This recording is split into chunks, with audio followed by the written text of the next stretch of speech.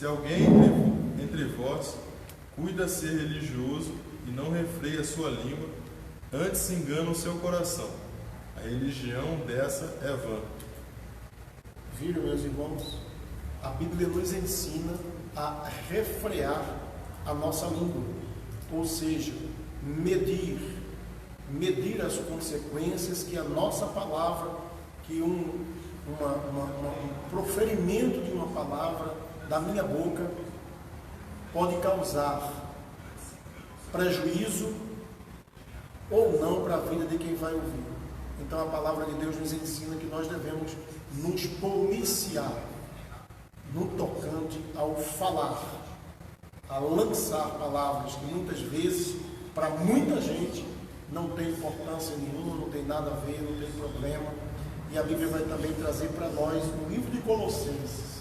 Por favor, Elias, Diácono Elias, o livro de carta do apóstolo Paulo aos Colossenses, capítulo 3, versículo 8. Paulo escrevendo aos Colossenses 3, 8.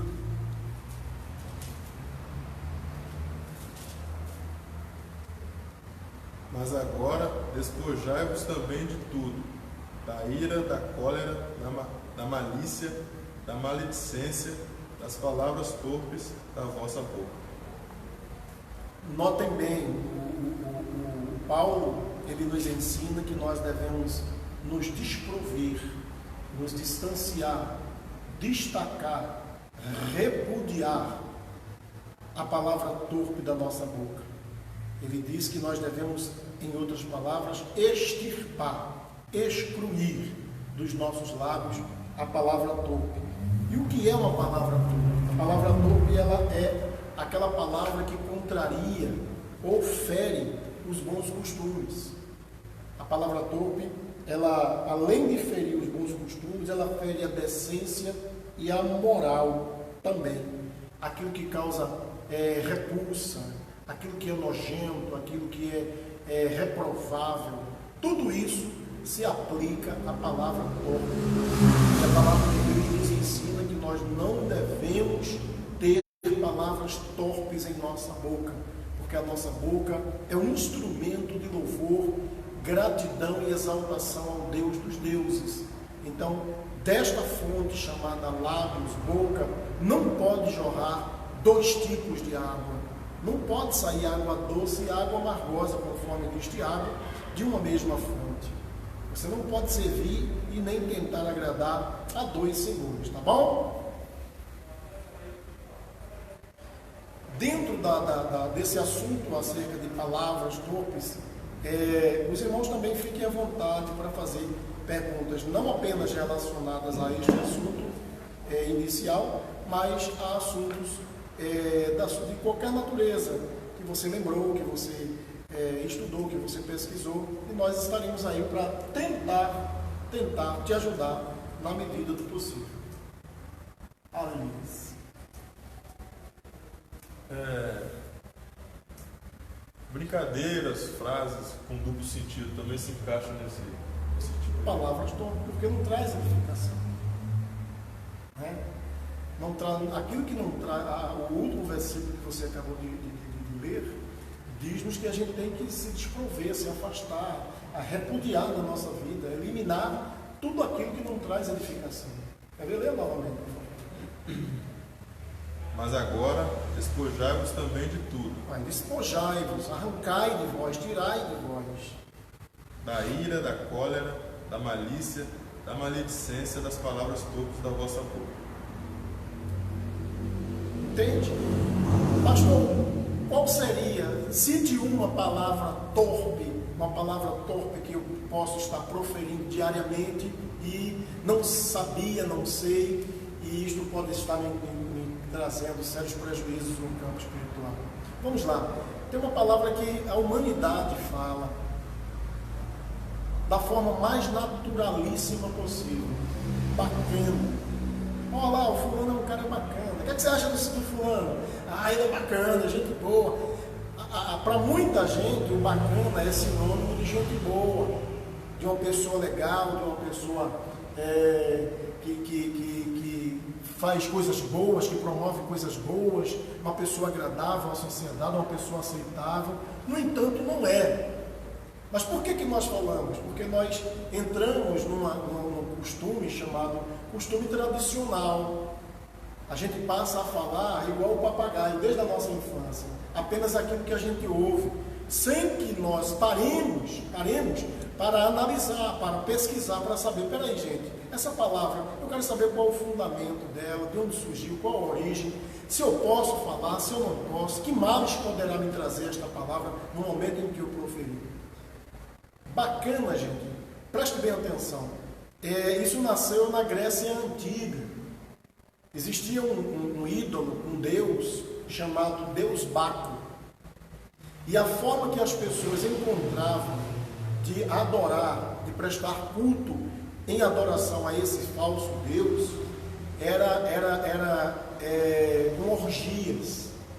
Os homens e as mulheres se reuniam dentro dos templos, e eles até eram chamados de prostitutos cultuais, e eles tinham relações sexuais grupais.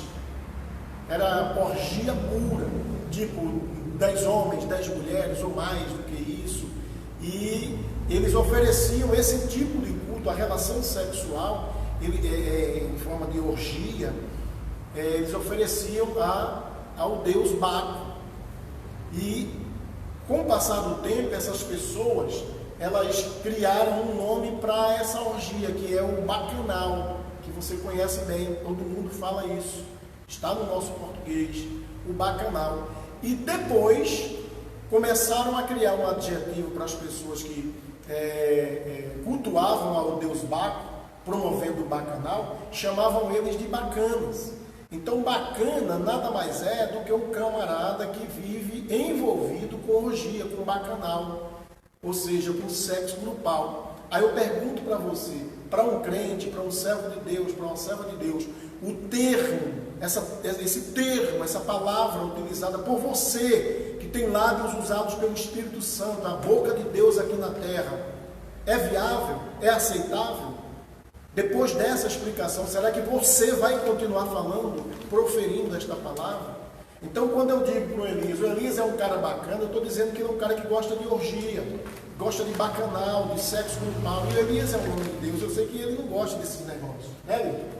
Entende? Então, você precisa despertar enquanto há tempo, porque você está proferindo tipos de palavras reprováveis por Deus. Não diria pela sociedade, porque a sociedade como um todo aprova, aceita e pronuncia esse tipo de palavra na sua falta de conhecimento, na sua ignorância, ou não, mas nós que temos esse conhecimento nesta hora, Deus permitiu que chegasse até nós esse conhecimento, esta sabedoria, paremos imediatamente de estar proferindo esse tipo de palavra. Gírias se enquadram também? Depende, porque a gíria ela isso é muito relativo, porque a gíria ela pode ser caracterizada como uma linguagem regional, uma linguagem criada numa região para que as pessoas se identifiquem e identifiquem melhor aquilo que eles estão querendo. Então é muito relativo a tal da gíria, entende? Porque existem regiões no Brasil que usam gíria, e a gíria não está intrinsecamente ligada apenas a um grupo de criminosos, de bandidos, de pessoas que fazem o mal. A gíria está ligada também à ala do bem, a uma região onde as pessoas criaram a sua linguagem dali daquele local e é aceitável pela sociedade. Entende? Então é muito relativo, nós não podemos condenar a gíria como um todo, porque ela está caracterizada também como uma linguagem regional.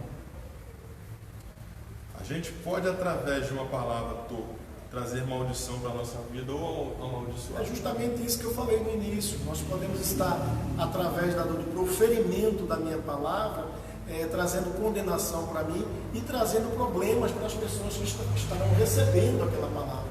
Por isso que Jesus falou em Mateus que pelas palavras ociosas, pelas palavras torpes que eu proferi, eu posso ser justificado no dia de juízo e posso ser condenado. Então eu posso estar contraindo sobre mim uma condenação por conta de palavras que eu não meço para proferir, que são palavras comprometedoras. São palavras que vão comprometer a tua vida, tanto no âmbito material, como principalmente no âmbito espiritual. Então nós precisamos, povo de Deus, acorda, urgente, nós precisamos urgentemente estudar o nosso vocabulário. Eu preciso saber o que é que eu estou falando. Eu não tenho que falar o que todo mundo fala. O Brasil inteiro fala, todo mundo fala. Por exemplo, nossa. Quando você fala nossa fulano, a palavra nossa é a abreviatura de Nossa Senhora da Aparecida, que dizem que é a padroeira do Brasil, ou seja, Nossa Senhora da Conceição, que é o nome completo dela, Nossa Senhora da Conceição Aparecida. Então, quando eu falo nossa, eu estou simplesmente abreviando o nome de um ídolo que é condenado pela palavra e por Deus. Eu estarei fazendo apologia à idolatria. Eu posso ser cobrado por isso? Claro que posso. Pastor, mas aqui no sudeste do país, no Brasil inteiro, todo mundo fala. Gente, eu não posso falar o que todo mundo fala. Eu tenho que andar na contramão da lógica. Crente foi constituído para andar na contramão da lógica. É lógico, todo mundo fala, é lógico. Mas eu não posso andar na lógica do mundo. Entende? Então, quando eu falo nossa fulano, eu estarei simplesmente abreviando o título de Nossa Senhora Conceição Aparecida. Aí, sem que eu perceba, estarei fazendo apologia à idolatria. Se você vai para a cartilha regional da Gíria Mineira, existe uma cartilha regional em Minas, eles abreviam as palavras. Em Minas Gerais não fala nossa. Na roça eles não falam nossa, eles falam nó. Quer dizer, é bem mais abreviado. Enquanto aqui vocês falam nossa, na roça de Minas Gerais é nó. Abreviando totalmente o Nossa Senhora da Conceição Aparecida. Qual é o seu posicionamento, pastor? Se é a palavra certa ser aplicada, das lideranças de hoje em dia está se utilizando de um linguajar um pouco tanto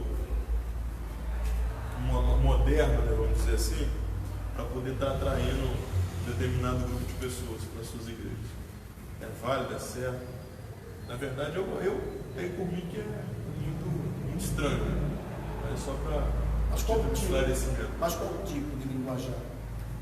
Cite pelo menos uma palavra para a gente puxar o vocabulário todo.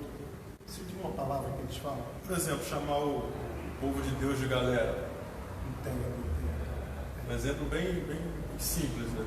Mas que tem uma infinidade de palavras aí que o povo acaba usando. Eu entendi perfeitamente. Em um dos estudos anteriores, nós falamos aqui que o nosso Deus, ele não precisa da ajuda de ninguém.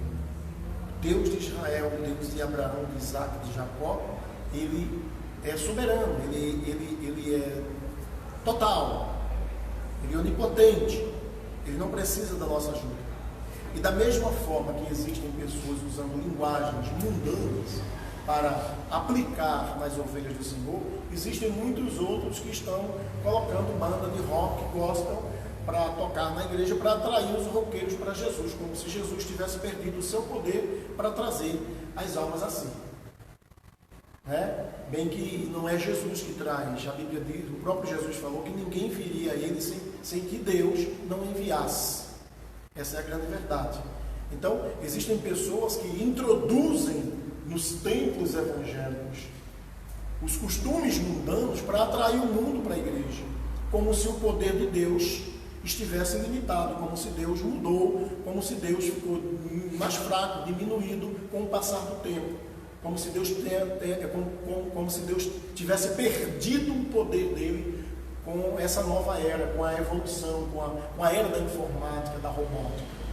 Não é? Então, da mesma forma que tem pessoas introduzindo palavras mundanas, palavras chulas, palavras ociosas, inúteis, que não têm valor para nada, tem pessoas introduzindo nas igrejas exatamente o que eu acabei de falar, grupos de roqueiros, vestidos de roqueiro, cabelo com brinco, e etc. e tal, como também temos outros meios, por exemplo, pessoas que criam motos clubes para fazer aqueles passeios de moto e tal, todos vestidos de preto, quer dizer, uma imitação do mundo oferece. Precisa que nós nos envolvamos com as coisas que o mundo oferece para atrair pessoas para ele, porque o inferno precisa e deve ser povoado, assim como os céus. O reino dos céus está preparado para nós desde a fundação do mundo, e o inferno está preparado para muitos. Deus não criou o inferno em vão, não foi para ficar de enfeite lá. Então eu não preciso tentar ajudar Deus, porque Deus não precisa da ajuda de ninguém. Isaías confessou ser um homem de lábios impuros. Seriam lábios que falavam palavras torpes? Eu não convivi com Isaías, não sou da época dele, mas eu entendo que pode se aplicar isso também.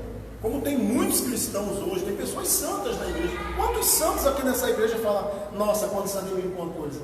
Quando está admirado com alguma coisa, nossa, fulano, nossa, é uma palavra torpe. E são pessoas santas, são pessoas puras, são pessoas que estão falando aquilo que não deviam falar, porque resolveram, preferiram andar na lógica do mundo. Entende? Pode ser que isso também esteja ligado à linguagem que ele confessou ter, como sendo um homem de lábios impuros e que vivia no meio de um povo de impuros lábios. Aplica-se também isto, mas muito mais a forma errônea de adoração que eles faziam e ofereciam para Deus, ao ponto em que Deus, por muitas vezes, no próprio livro de Isaías, reprovou várias formas de adoração, palavreados, proferidos, que Deus jamais se agradou. Pessoas que antes de se converter, tinham o hábito de falar palavras torpes, e hoje em alguns momentos ainda falam, precisam de libertação. A palavra de Deus nos diz no Evangelho de João: e conhecereis a verdade, e a verdade vos libertará. O processo de libertação, ele é contínuo. Ele vai até o dia da sua morte. Entende? Então não existem pessoas que vão conseguir libertar-se de um dia para o outro, e tem pessoas que vão morrer tentando se libertar de alguma coisa, de um palavreado, de uma atitude, de um costume, de um cacoete, e não vão conseguir. Mas isso não lhes condenará, porque o que vai salvá-los é o esforço sobre-humano que ele deva ter feito para se libertar daquilo que ele sabia e sabe que não devia falar ou fazer e fazer. Em relação às pessoas, pastor, que viviam um ambiente diferente, né, do ambiente cristão, que tinha cabelo grande, enfim, usava brinco e tal, e hoje se converteram, porém continuam com os mesmos hábitos. Precisam de uma libertação, ou não seria um caso de uma libertação, seria um caso de uma instrução, um bate-papo, uma conversa? Porque hoje em dia a gente está vendo que está fazendo com que o mundo está evoluindo, e acaba que a igreja está se adequando às normas do mundo. É o que eu tenho visto, na verdade. E a gente roda por aí, às vezes, vê que as pessoas se dizem cristãos, mas continuam com os mesmos hábitos, com os mesmos modos de anterior. Paulo diz aos Coríntios que é desonra para o varão usar cabelo comprido. Embora o povo do Oriente, na sua grande maioria, na época de Jesus, usavam cabelos compridos, Paulo, inspirado pelo Espírito Santo, ele traz a nova doutrina, o novo ensinamento, a instrução que ele recebeu do Senhor. Quando ele diz em Coríntios 11, o que eu recebi do Senhor é o que eu vos ensino. Então o ensinamento que Paulo traz para a igreja de Éfeso é justamente aquilo que ele recebeu do Senhor. E nós precisamos descobrir qual é a boa, agradável e perfeita vontade de Deus para a minha vida. É usar isto ou deixar de usar? Uma coisa é o cara vir todo tatuado no mundo para a igreja. E uma outra coisa é o cara estar na igreja e querer se tatuar. Isso para a igreja é inaceitável. É inaceitável. Por quê? Porque a tatuagem é uma prática da antiga Grécia, da antiga Roma, onde as pessoas marcavam seus corpos com a imagem dos seus deuses. Então era uma forma de cultuar aos deuses estranhos. Chegou para o Brasil, chegou para nós, no Porto de Santos, do século XVII, início do século XVIII aproximadamente, e começou a se difundir. Só que a classe que procurava receber essas marcas no corpo era aquela classe que era mal vista pela sociedade, a sua grande maioria. Mas mesmo assim as pessoas insistiam em carimbar os seus corpos com essas figuras. Hoje tem muita gente que, por falta de entendimento, por falta de conhecimento, tatuam, marcam seus corpos todos. Quem tem o seu corpo faz o que bem entendeu, o que bem quiser. Nós não estamos aqui para dizer se você está certo ou está errado, estamos contando um pouco da história apenas. Mas a igreja evangélica, ela não compactua. Ela não compactua com um determinado costume. Então, por isso que nós orientamos aos irmãos quando vêm para o Evangelho, se vier com marcas que o mundo deixou na sua vida, com coisas que você contraiu, você será bem-vindo, será aceito, será bem tratado. Mas não combina eu estar no Evangelho e querer fazer aquilo que o mundo está fazendo. E detalhe, cada figura que você faz, cada tatuagem que você faz, existe um livro, você pode até pesquisar na internet, faz muitos anos que eu comprei esse livro, nunca mais eu vi, não sei nem se está sendo mais publicado, Código de Cela, é o nome do livro. Cada imagem que você vê no corpo de uma pessoa tem um significado. E 80%, na sua grande maioria, 80% das imagens que são impregnadas no corpo da pessoa são de má índole. O significado ele é horrendo. E as pessoas, na sua grande maioria, não sabem disso. Tá? Esse livro, Código de Cela, ele mostra todos esses segredos para a gente. Bom, então uma coisa é você estar na igreja, estar no Evangelho, vir em tudo que o mundo te ofereceu e deixou em você, e nós te aceitarmos, te abraçarmos, cuidarmos de você. Uma outra coisa é você estar na igreja e querer praticar aquilo que o mundo faz. Um dia desse eu tive a notícia que um presbítero da Assembleia de Deus que resolveu fazer uma tatuagem grande no braço. E aí irmão, aqui que eu mandei fazer, eu falei, joia, show, muito bonito. Eu não tenho coragem, não gosto, não sou simpatizante, mas eu parabenizo você. Agora, isso aí é coisa entre Deus e você, não é eu que vou te julgar. Entende? Então, para ele foi uma coisa naturalíssima fazer. Para mim, fazer em mim não é. No momento em que a pessoa for dizer uma palavra torpe, é errado a pessoa substituir essa palavra usando outra que não seja torpe em momentos expressivos?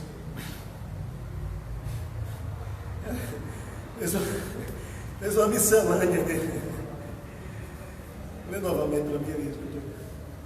No momento em que a pessoa for dizer uma palavra torpe, é errado a pessoa... Baixa um pouco.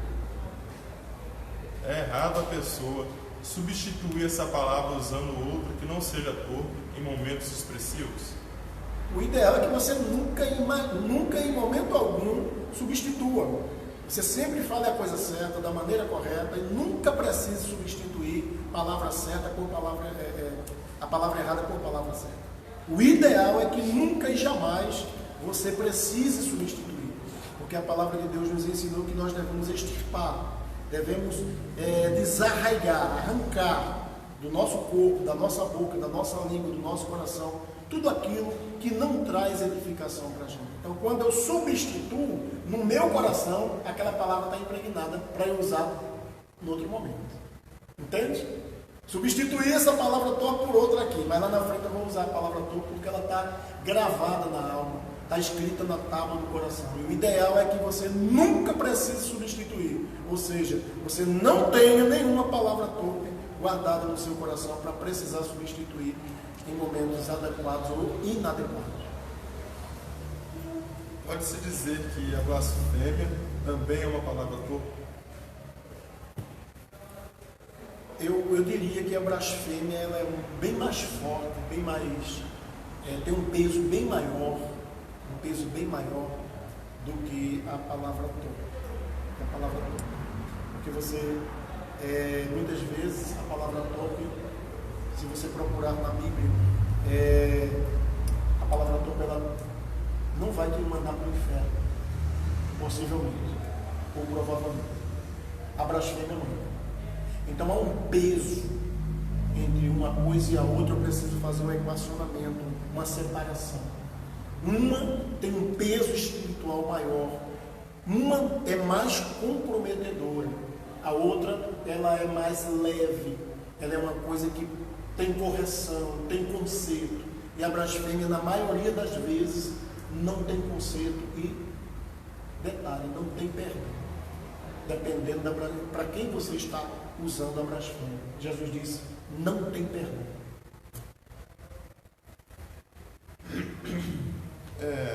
Tem lideranças aí, pastor, que falam certos tipos de palavras, também ensinam que não tem problema nenhum, não tem nada a ver no ditado popular de hoje. Deus vai cobrar dessa pessoa que está fazendo com que o povo erre.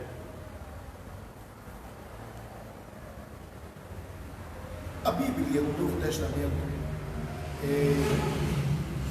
tanto Pedro quanto Paulo vai dizer que Deus não leva em conta o tempo da ignorância.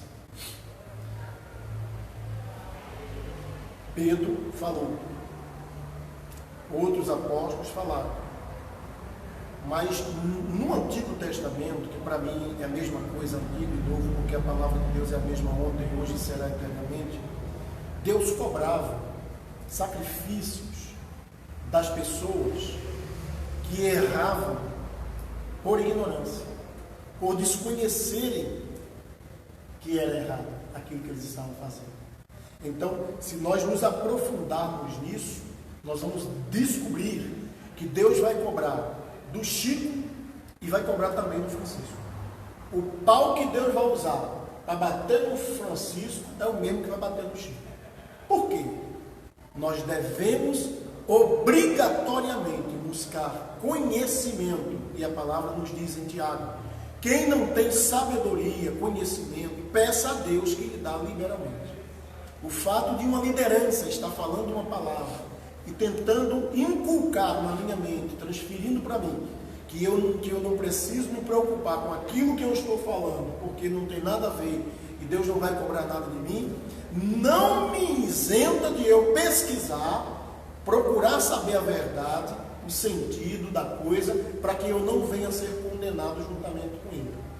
Porque Deus vai cobrar dele e poderá cobrar de mim também pelo fato de eu não ter me esforçado em saber da verdade.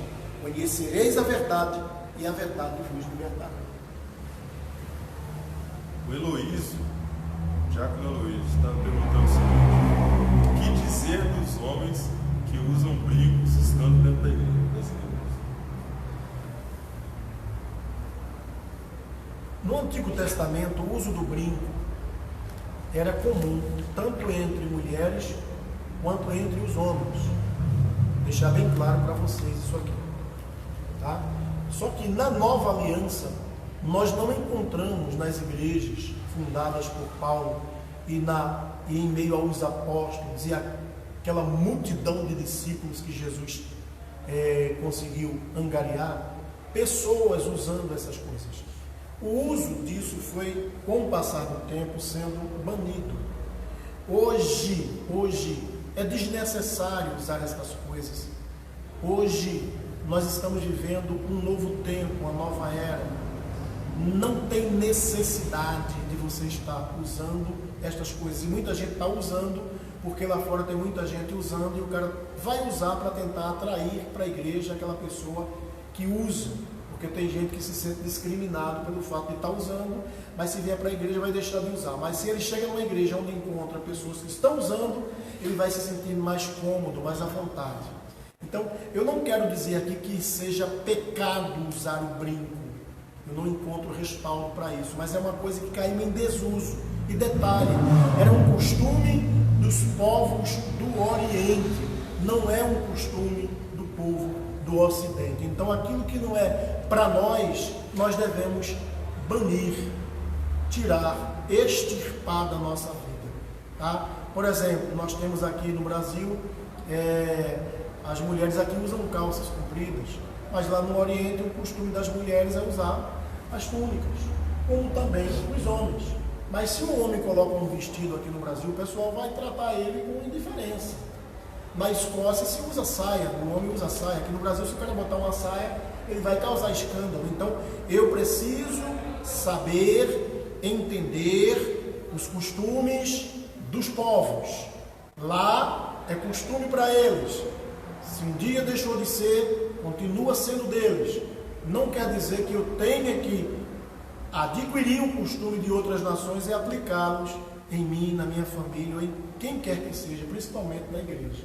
Eu preciso ter essa consciência, tá bom? Gente, só para lembrar que o assunto inicial foi acerca das palavras torpes, mas se você tiver uma pergunta acerca de qualquer outro tema, fique à vontade para fazer a sua pergunta. Assim como a Jussara fez agora. Ela perguntou o seguinte: como acontece o agir de Satanás sobre a nossa mente? Por que Deus permite isso? Muito bem. A palavra de Deus vai nos dizer no capítulo 4 de Mateus que Jesus foi levado pelo Espírito ao deserto para ser tentado por Satanás. Prestem bem atenção. O Espírito o levou ao deserto para ser tentado por Satanás. Tudo que acontece debaixo dos céus existe uma chamada permissão divina. Até o ataque do inimigo contra as nossas vidas. Para você ter uma ideia, na oração do Pai Nosso tem uma frase que Jesus diz: e não nos induzas à tentação. Ou seja, induzir quer dizer empurrar, forçar, colocar o cara para ser tentado. Isso quer dizer que até para você ser tentado, há uma permissão de Deus para provar a sua fé. Por isso esteja firme, esteja convicto da sua fé, da sua confiança em Deus, sempre se analisando, sempre se resguardando na palavra, porque Deus costuma colocar laços no nosso caminho, e se nós estivermos abalizados na palavra, nós vamos enxergar os laços e vamos desviar dele, mostrando para Deus que nós estamos vigilantes, e Ele vai te aplaudir, porque é exatamente isso que Ele espera que você faça. Não caia no laço que se for colocado diante de você. E em relação aos ataques, é essa a pergunta? Sim. Mas não está ali, né? Volta a pergunta aí, José.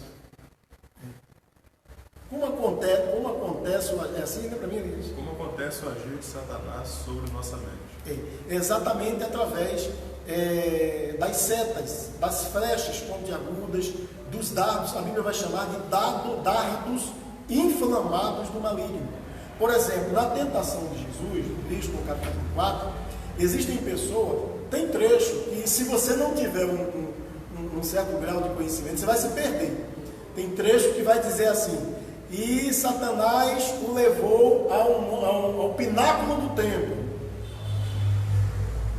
Na cabeça de muita gente, Satanás pegou na mão de Jesus e saiu caminhando com ele, levou ele lá para o pináculo do templo. O pináculo é o ponto culminante de uma altura, ou seja, aquele pico que tem, aquela torre que tem em cima de uma igreja, aquilo ali é um pináculo. Então, muita gente vai achar que o diabo pegou na mão de Jesus e saiu caminhando com ele para cima do monte, mostrou o reino do mundo, a glória deles, levou para o pináculo do templo.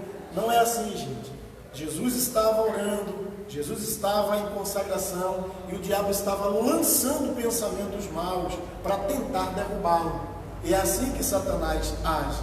Ele vai agir na nossa mente lançando setas pontiagudas, lançando os pensamentos maus. Eu costumo dizer que pensamento mau é igual ao urubu.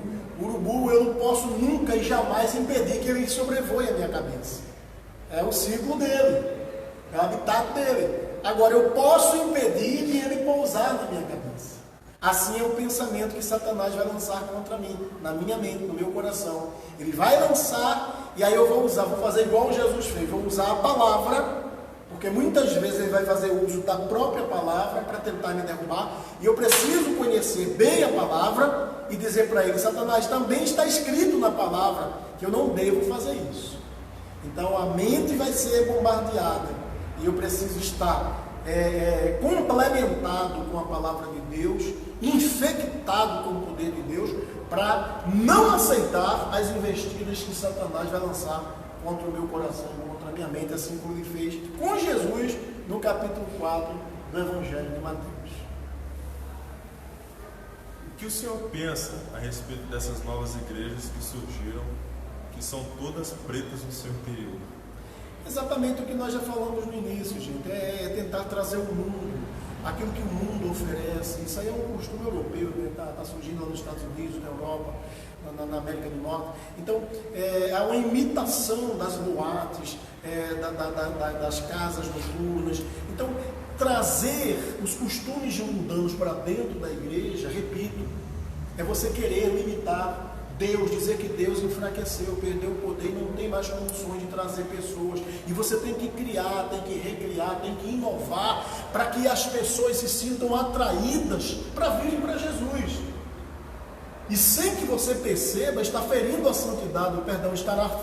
santidade dele, dizendo de uma forma indireta que ele perdeu o poder, que não tem mais condições de trazer pessoas para si.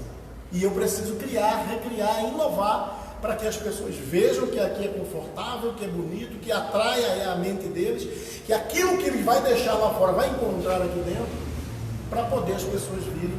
E aí eu estarei blasfemando contra Deus, dizendo que ele perdeu o poder e não tem condições de trazer mais vidas para ele. E aí eu posso estar contraindo um sério problema com o Deus do universo.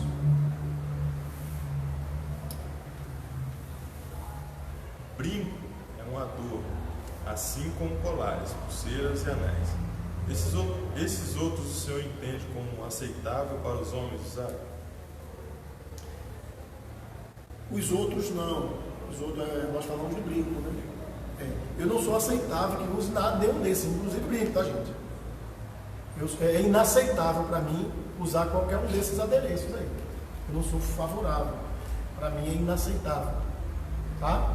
Lembrando que eu já falei nesta noite, que isto é um costume oriental.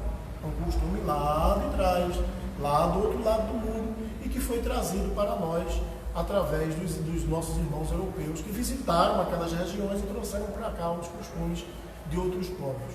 Mas é inaceitável para mim usar qualquer uma dessas coisas aí, inclusive os brincos, tá? Deixar bem claro que eu não sou favorável. Por isso que eu não uso. Os crentes que escutam músicas seculares estão em pecado? A nossa música também é uma música secular. A música gospel é uma música secular. Se você está se referindo aí à música secular mundana, aí sim. Não é aceitável para o mundo gospel estar ouvindo ou curtindo músicas mundanas, porque a palavra já diz, é uma música que foi produzida para o mundo. É uma música que vai sugestionar idolatria, vai sugestionar prostituição, vai sugestionar adultério, vai sugestionar apologia a drogas, crime, e etc, etc, etc. Então o crente, ele é templo do Espírito Santo, existe um ser que habita dentro dele chamado Espírito Santo, que jamais vai degustar essas coisas imundas que o mundo oferece. Música que fala de sofrência, de prostituição, de adultério, de vingança, de tudo quanto não presta e a Bíblia reprova, eu jamais não posso curti-las. Por quê? Porque o Espírito que habita em mim, chamado Espírito Santo de Deus, ele reprovará, porque ele jamais compactuará com coisas que foram atribuídas e oferecidas ao mundo. Antes de serem atribuídas e oferecidas ao mundo, provavelmente e possivelmente podem ter passado pelo pé de alguém em que foi oferecida a uma entidade, E aí o Espírito Santo ele vai se sentir sufocado quando alguém que se diz crente, alguém que se diz servo de Deus, que é templo do Espírito Santo, segundo o apóstolo Paulo fala, vai absorver, alimentar o seu coração e a sua mente com as coisas que são do mundo. E a Bíblia diz que nós devemos buscar as coisas que são do alto e não as coisas que são da terra. Então, arranque do seu coração, arranque da sua vida todas e quaisquer tipos de música que não seja uma música que venha louvar, engrandecer e bendizer o nome santo do Senhor Jesus. Vale ressaltar também que a grande maioria das músicas, mais da metade delas, elas são oferecidas em centros espíritas e não convém a gente estar... Exatamente. Foi oferecida a alguém, foi oferecida a uma entidade.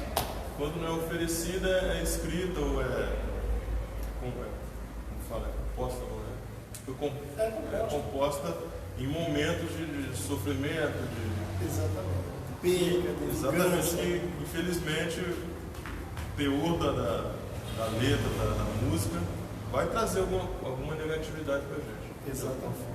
E o Espírito Santo ele vai se sentir sufocado e entristecido. E Paulo diz: não entristeçais, não apagueis o Espírito que há em vós. E ele vai ser apagado, pode ser apagado a partir do momento em que eu começo a fazer a mistura de adoração. E as pessoas, pastor, que são apegadas a algum tipo de cantor, algum ator, atriz, pode-se dizer que essa pessoa é uma idólatra a determinado cantor? Assim como nós já falamos aqui acerca de times de futebol. Se você diz o meu time do coração é o Flamengo, você está dizendo o meu ídolo é o Flamengo, eu sou idólatra, eu estou tirando o espaço que era de Jesus e estou colocando um time de futebol dentro dele, do meu coração. É a mesma coisa. Com bola, com pessoas, com carros, com atividades. Existem pessoas que têm tanto amor pelo carro que às vezes cuida melhor do carro do que da família. Isso também é uma forma de idolatria. Entende? Então, se você se torna fã de alguém, eu sou fã de fulano, de ciclano. O fã é justamente uma forma de adoração. Não é simplesmente uma forma de admiração. É mais que admiração, é adoração. Porque você se mata ou se morre, você dá a sua vida por aquela pessoa. Você deixa de gastar com remédio, com tratamento de saúde para comprar um ingresso para ver aquela pessoa que você gosta de ouvir cantar, você gosta de ouvir ela cantar, você quer estar perto daquela pessoa, e é a pessoa da qual nós devemos nos esforçar, Diácono Elias, em estarmos o mais perto possível, chama-se o Senhor Jesus. E muitos estão se distanciando através das suas atitudes. As batalhas espirituais são para todos os cristãos batalharem, ou é um chamado específico só para alguns? A batalha espiritual está ligada à humanidade. Uma batalha espiritual está ligada à humanidade. A Bíblia diz que Satanás veio para criar dissensões, divisões. A Bíblia diz que ele veio para levantar suas obras malignas. E a Bíblia vai dizer também que Jesus se manifestou para destruir as obras de Satanás. Então, a humanidade é o alvo principal. Não é cachorro, não é gado, não é cavalo, nem boi. Não é um animal o alvo do diabo. O alvo do diabo é o homem, independentemente do credo religioso. Uma batalha será travada entre o bem e o mal, o ser humano e o ser espiritual. E na grande maioria das vezes o diabo vence a maioria das pessoas. Por quê? Porque elas não têm uma cobertura espiritual chamada Jesus Cristo e Espírito Santo. Então a batalha espiritual, ela é universal. Ela é para o ser humano, ela é entre o inferno e a raça humana, independentemente do credo religioso. Não é para um grupo seleto de pessoas, é para toda a humanidade. Por isso que existem mendigos, moradores de rua, pessoas que estão na sarjeta, pessoas que se suicidam. Por quê? Porque elas travaram uma batalha no mundo espiritual, no plano espiritual, e perderam. Por quê? Porque se apegaram mais a uma imagem, se apegaram a uma coisa que não pôde salvá-las, não pôde socorrê-las, quando deviam ter se apegado com um ser todo-poderoso, que é maior do que o inferno, do que o diabo. Eles abandonaram, abraçaram mais a criatura do que o Criador, conforme diz Romanos capítulo 1. E aí foram vencidos, foram enredados e vencidos pelo mal. Então, batalha espiritual, ela está ligada entre dois mundos, o bem e o mal, o inferno e a humanidade, o inferno e a raça humana, independentemente do credo religioso. Uma pergunta minha, pastor.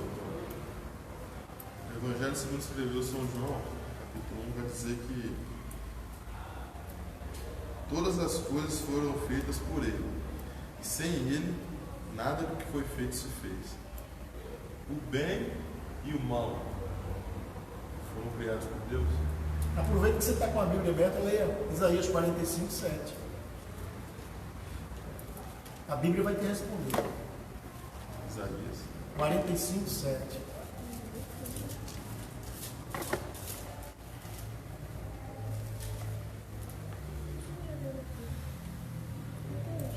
Eu formo a luz e crio as trevas.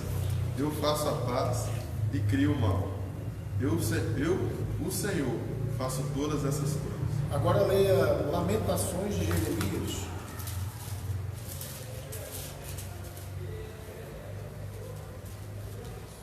Três.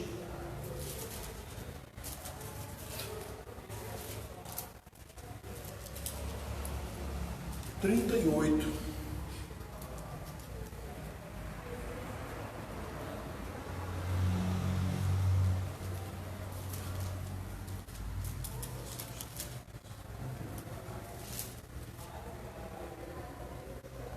Porventura da boca do Altíssimo não sai o mal e o bem?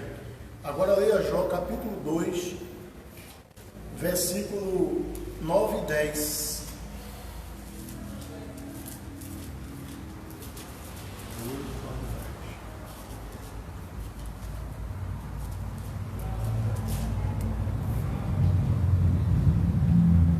Então sua mulher lhe disse: ainda retens a tua sinceridade? Amaldiçoa a Deus e morre. Mas ele lhe disse: como fala qualquer doida, assim falas tu. Receberemos o bem de Deus e não receberíamos o mal? Em tudo isso, não pecou Jó com seus olhos. Então, nesses 3 versículos que você leu, note-se que eles atribuem tanto o bem quanto o mal à pessoa do Deus Todo-Poderoso. Isso quer dizer que Deus tem um controle de tudo que acontece debaixo dos céus. As coisas ruins e as coisas boas acontecem debaixo da sua vontade ou da sua permissão. Nada foge ao controle dele. Nenhum. Malcione Barbosa está perguntando o seguinte: o que o senhor tem a dizer sobre a última fala do Papa Francisco? Quem sabia que o nome do Papa era Francisco? Ao declarar que é a favor da união de pessoas do mesmo sexo.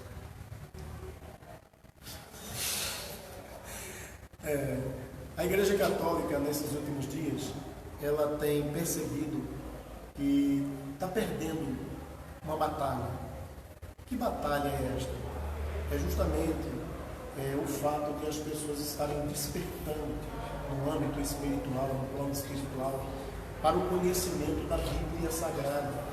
E elas estão se tornando prosélitos, estão migrando para a religião evangélica, para o Evangelho do nosso Senhor e Salvador Jesus Cristo. Uma Igreja Católica ela está começando a usar os últimos cartuchos que ela tem na tentativa de tentar segurar, prender a maior parte de pessoas que ela sabe que vai perder. No tocante ao que o Francisco falou, eu até acompanhei alguma coisa, quero até mandar um abraço para o Papa Francisco, dizer que estou com saudade dele, dizer para os irmãos o seguinte: cada um tem a sua opinião, cada um diz o que quer, apoia o que quer, faz o que quer. Tá bom? Nós respeitamos a opinião, a tomada de decisões de qualquer pessoa, tanto no âmbito homossexual, ativo, passivo, masculino, feminino, como em outras áreas. Se o cara quer ser adulto, quer ser prostituto, quer ser mentiroso, quer ser ladrão, nós estamos aqui para respeitar a decisão e a escolha que cada pessoa faz. Nós não estamos aqui para decidir por ela e nem tampouco aplaudir as suas escolhas. Quem tem que aplaudir são as próprias pessoas, porque foram elas que escolheram. Eu não vou aplaudir, não vou falar se está certo nem se está errado, porque não compete a mim, a não ser que me procure em particular para nós conversarmos, aí nós podemos chegar a um denominador comum.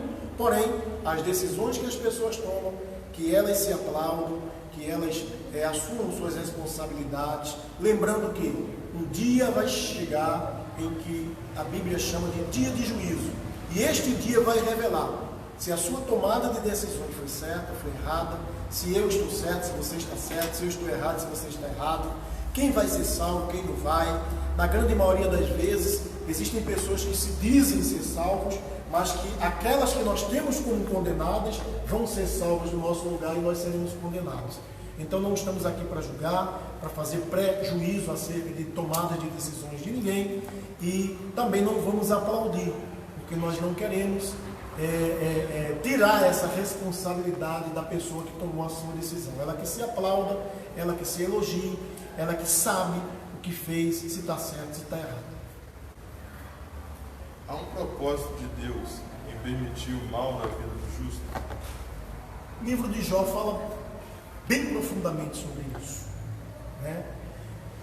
Deus ele fala na sua palavra que há um propósito para tudo debaixo dos céus. Capítulo 3 de Eclesiastes, a palavra de Deus vai falar: há um propósito para tudo debaixo dos céus, tanto para o bem quanto para o mal. Se for uma enfermidade, uma doença, muitas vezes o crente ele se torna doente, aflito, contrai uma enfermidade, muitas vezes porque é uma pessoa impaciente, não gosta de esperar, ela fica brigando na fila do banco, brigando na fila do mercado, querendo chamar o gerente para ver o que está acontecendo, não tem paciência com o marido, não tem paciência com o filho, não tem paciência com a mulher. Aí Deus muitas vezes envia um espírito para atormentar essa pessoa, para que ela aprenda a se tornar paciente. Muita gente não percebe, mas tem uma classe de pessoas que vão para os hospitais e ficam internados, e elas recebem esse título de paciente, mas elas não sabem por que estão recebendo esse termo, esse título de paciente. É porque ali elas terão que aprender a ter paciência. Por isso que se diz, o paciente fulano de tal. Querendo ou não, no hospital você não tem para onde morrer. Você tem que ter paciência. Por isso que se diz, o paciente do quarto tal. Entende? Então a dor, o mal, o chicote, a enfermidade, muitas vezes são instrumentos que Deus se utiliza para nos aprimorar. Quando Ele vê que a gente está muito impaciente, Deus costuma colocar algo que vai nos levar a conhecer melhor a paciência. Por isso que a Bíblia diz, em Romanos capítulo 3, que a tribulação produz paciência. Eu preciso dizer tudo que está no meu coração, mesmo sabendo que Deus sabe, no propósito da minha libertação? Precisa, porque Deus quer que você reconheça a sua dependência, e a dependência em Deus ela tem que ser totalitária, total. Eu preciso rasgar o meu coração, eu preciso chorar, eu preciso gemer, eu preciso gritar, eu preciso berrar, eu preciso falar, eu preciso orar, eu preciso pedir, eu preciso clamar, eu preciso deprecar, eu preciso fazer tudo isso. Porque Deus quer que eu faça isso para mostrar dependência total dele. Ele sabe que eu sou dependente, mas Ele quer que eu mostre que eu sou dependente, principalmente para mim. Por isso que eu preciso abrir o bocão, falar, chorar, gemer, gritar, para que não que Deus seja surdo ou esteja longe, não, é porque Ele quer que você mostre para você o quanto você é dependente. É necessário. Pastor, eu ouvi uma vez uma pessoa falando que Deus deu uma profecia, uma revelação, para essa pessoa, para ela transmitir para outra. E ela não deu, e essa pessoa falou que passou mal, que se sentiu mal, não conseguiu dormir. Deus a incomodou porque ela não tinha feito o que ele tinha entregado para essa pessoa fazer. E aí, o que o senhor pode me dizer a respeito? Primeiro, eu aprendi de forma errônea que Deus vai me penalizar, eu vou ser penalizado, Deus vai me castigar pelo fato de eu não ter feito a obra dele. Como se eu fosse a única, a última Coca-Cola do deserto, e só tem eu para fazer a obra de Deus na face da terra, desmerecendo, desqualificando, desclassificando 7 bilhões de seres viventes que habitam no globo terrestre. Então o meu Deus não age desta forma. Quando Elias estava fugindo de Jezabel, e Deus se revela para ele, Deus pergunta: que fazes aqui, Elias? Ele disse: Senhor, eu estou me escondendo aqui porque mataram todos os teus profetas e só restou eu. Ele disse: não, tem 7.000 a meu dispor que não se dobraram diante da imagem de Baal. Não só tem você não, tem mais 7.000, você está enganado a respeito disso. Entende? Então, Deus tem o universo a seu favor, a seu dispor, seja lá como for, como você entender. Nós não podemos pegar uma tradição que foi passada para a gente e aplicar como regra geral. Eu aprendi isso na minha infância, que se eu não fizer a obra de Deus, Deus vai me cobrar, vai me castigar. Peraí, e o resto do mundo? Não vale nada? Não tem valor para Deus? Então, pelo fato de eu ter aprendido, inculquei na mente, escrevi na tábua do coração, que eu vou ser penalizado se eu não fizer a obra, aí sou eu que estarei me penalizando e não Deus. Entende? Eu vou sofrer por consequência do que eu aprendi de forma errada. Deu para entender? Eu aprendi que isso aqui é madeira, e a minha chega e fala: não, isso aqui é acrílico. E agora? Como é que vai entrar na minha cabeça que isso aqui é acrílico, se desde o início da minha vida eu aprendi que isso aqui é madeira?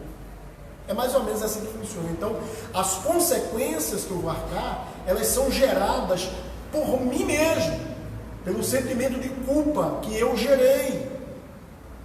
Entende? Pelo sentimento, pelo complexo de inferioridade que eu gerei. Pelo fato de eu ter aprendido uma coisa e não ter procurado saber se aquilo tem veracidade bíblica ou não. Ah, mas Deus mandou Jonas para o vento da baleia porque ele não obedeceu em ir para Nínive e foi para Tars. Era para ir para Nínive e foi para Tars. Aí você vai estudar a Bíblia e descobre que o fator preponderante que levou Jonas ao vento da baleia não foi a desobediência, é porque Jonas estava em pecado. E lá no capítulo 2 vai falar sobre isso, mas a humanidade parece que não lê. Então, pelo fato de Jonas ter pecado, foi penalizado, mas não pela desobediência. Entende? Então, cuidado, meu irmão, minha irmã, não se inferiorize, não se martirize. Se você algum dia recebeu um contato direto de Deus para falar para alguém ou fazer algo para alguém e não fez, busque em Deus o perdão e diga: Senhor, eu quero me colocar à tua disposição, tu és um Deus justo, até porque a Bíblia nos ensina que o Espírito que atua no profeta, ele está sujeito ao profeta. Então, quando o Espírito Santo quer me usar e eu não permito ser usado, o Espírito Santo ele me respeita o meu poder de decisão. E não vai me penalizar por isso, porque a própria palavra vai dizer que não é por força nem por violência. Entende? Então, irmãos, leiam mais, busquem mais a Deus para sofrer menos. Tem pessoas, pastor, que acabam não entregando a revelação por medo de uma reação da pessoa que está recebendo aquilo. A gente pode dizer que a partir do momento que Deus ele entrega para o profeta uma revelação, ele já está preparando a pessoa que vai receber aquela palavra quando está recebendo a palavra? Não, porque na grande maioria das vezes, uma boa gama de gente que está no culto, onde está vendo profecia e revelação, o pessoal fica assim: Senhor, fala comigo. Deus nunca fala. Deus nunca fala. Então, Deus é um Deus de surpresas. Ele surpreende. Deus nunca será surpreendido, mas ele costuma surpreender. Para aquela pessoa que menos espera, aquela pessoa que estava despreparada para receber, Deus usa alguém e leva uma palavra para ela, e aquilo traz um ânimo, um renovo, traz algo diferenciado para a vida daquela pessoa. Deus ele gera um impacto na pessoa, entende? Agora Deus vai preparar o coração de quem vai entregar, para que a pessoa perca o medo, perca a inibição, não fique com um espírito de temor, de medo, porque a Bíblia diz que Deus não nos deu um espírito de medo, mas um espírito de fortalecimento. Geralmente Deus impacta, geralmente Ele surpreende, e a pessoa sai maravilhada pelo fato de não esperar aquilo que ouviu em meio ao mundo. É possível sentir dor na carne devido às batalhas espirituais? Claro, com certeza. A prova mais cabal disso é o próprio Jesus. Depois de Jesus veio Paulo. Se você estudar a vida de Paulo, você vai perceber que ele narra nas suas cartas do sofrimento que ele teve, dos açoites, das dores, das angústias, das aflições, das enfermidades que ele sofreu, das doenças. E o próprio Jesus, a Bíblia diz em Isaías 53 que ele enfermou. Isaías 53, 10 vai dizer que Jesus enfermou. Entende? Na hora em que ele vai para o Getsemane orar, diz a Bíblia que ele derramou lágrimas de sangue. A dor, a angústia, o sofrimento, a carne estava sendo trucidada naquele momento. Então, dor física, doenças, muitas vezes fazem parte justamente desse processo de batalha, de luta que nós travamos aqui na Terra. Pela fragilidade que nós temos no nosso corpo. Nós não somos super-homens. Carlos Henrique, meu amigo. Um abraço, Benzinho, como chamar ele. É importante para um cristão sempre estar orando em um monte? É importante para um cristão estar orando em todos os lugares. Paulo vai dizer aos Tessalonicenses: orai sem cessar. Você tem que estar em atitude de oração, que alguns chamam de espírito de oração erroneamente, que não existe espírito de oração. Você precisa estar em atitude de oração diuturnamente. Se você está num coletivo, tem que estar orando em espírito. Se você está dirigindo, tem que estar orando em espírito. Tá? Agora, se você tem tempo, se você tem disponibilidade de tempo para ir orar no monte, não tem coisa mais gostosa e mais gratificante do que você estar no meio do mato, ali num lugar de silêncio, sem poluição, sem muito barulho, sem muito alarde, né? Levando picada de mosquito, de carrapato, às vezes uma ameaça do réptil, do animal feroz. Isso é gostoso. Se você tem essa disponibilidade de ir ao monte, vá. Agora, o ideal é que você esteja sempre em atitude de oração, independentemente de onde você se encontrar. Muito bem. Passamos de uma hora de estudo e desde já nós queremos agradecer aos irmãos que nos acompanharam aí, abriram o seu espaço, sua casa, tiveram um tempinho aí para poder abrir o seu celular e nos acompanhar. Nós queremos agradecer de coração, agradecer a Jussara, a Jéssica, a Miriam, que está sempre nos dando suporte, os bastidores aí trabalhando sempre. Quero agradecer ao pastor João pela disposição, por estar sempre disposto a fazer a obra e agradecer mais uma vez a você. Que Deus alcance cada um de vocês que estão nos acompanhando, mandando suas perguntas, tirando suas dúvidas. Deus os alcance, supra todas as suas necessidades em nome de Jesus. Pastor João, suas considerações finais e depois finaliza com uma oração, porque no último estudo a gente esqueceu de orar.